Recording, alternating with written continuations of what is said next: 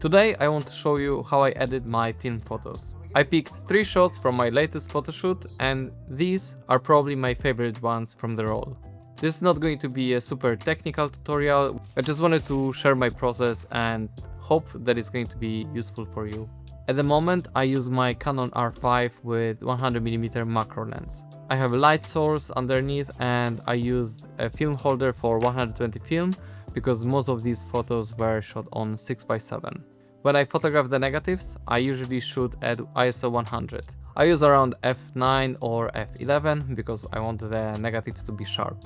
And I use 2 seconds delay on the shutter just to make sure that there is no shake when I press the button. Sometimes the shutter speed can be quite slow, around 1/20 of a second, so the camera really needs to be stable.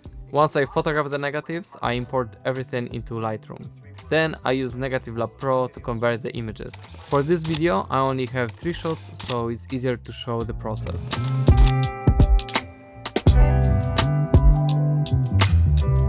I select the photos, then press Ctrl N to open Negative Lab Pro. In the conversion settings I use color negative. Obviously the source is digital camera, and for the color mode I have tested a few different ones, but I usually choose the one that gives me the most natural starting point. Usually images are not finished straight away.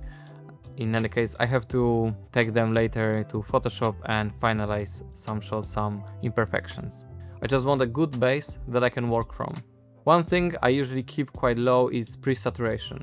The reason is that film scans can get too saturated very quickly. Even when the colors looks nice at the first, later you realize it's too much. So I prefer to start with less saturation and then add it back if I need to. I also use a border buffer, usually around 22%. This just makes sure that Negative Lab Pro is reading the photo itself, not the film border.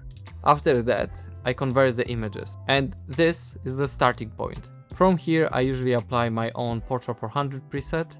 It just gets the image closer to the kind of look I like. I experimented with different presets and that was one that finally was the closest to one that I like, that images are less saturated, less contrasty, and yeah, that's why I made this type of preset. Usually the exposure is a little bit higher, the brightness is a bit lower, and the contrast is slightly higher. And obviously I like the shadows to be lifted just a little bit. For me, part of the reason to shoot film is that softness in the shadows, the colors, and the slightly imperfect feeling. I look at the exposure first. Is it too dark? Is it too bright? Does the bottle stand out? Do the shadows still have enough detail? With the bottle shots, I can be a bit more creative. The colors don't have to be absolutely perfect in the same way as they would with portraits. When I edit portraits, skin tone is much harder. Obviously sometimes the image is too red, too blue, it all depends how the program reads the image. So most of the time, like 90%, I have to still tweak the colors in this editing software. I use as well the HSL panel to control it a bit more. It gives more options for the colors, how program reads them. So I'm playing with them and most of the time I choose the natural option, which just gives me more flexibility that I can play around with the colors with overall image. I don't want the initial edit to look too heavy. Sometimes as well I copy the settings from one image to another and sometimes it works. But to be honest, often it doesn't. For example, if the second shot is much more contrasty, the same settings might be too strong. So I use the copied settings only as the starting point. Sometimes, to be honest, I'm not even using them once I can see that they are overpowering and I have to start editing photos from scratch. So then I go image by image and adjust them separately.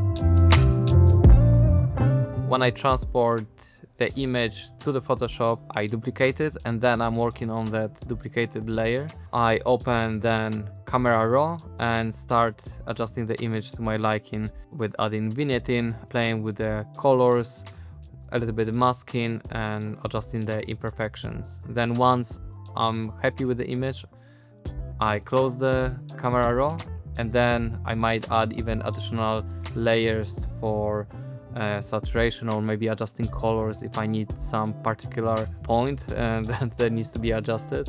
And it is a slightly longer process, but to be honest, I still find it faster than editing hundreds of digital photos. Obviously, if those photos are editorial, or like there are few of them that I have to highlight, then I prefer to use film shots, because I can dedicate more time into few shots instead of just covering hundreds of digital images and to not adjust them properly. Obviously they are cleaner from the start, but they don't have this thing, I don't know, that I just like with film. So that's why I just prefer film shots. And so that's my whole process. It's not the most perfect setup, and I'm sure there are better ways to do it, but I got used to be honest, and this method works for me. And if you are starting with film scanning at home, I think the most important thing is to not overcomplicate it. Get the negative sharp, keep the light even, start with low saturation, and edit every photo based on what it actually needs. Thank you so much for watching, I hope it was helpful, and see you next time. Bye.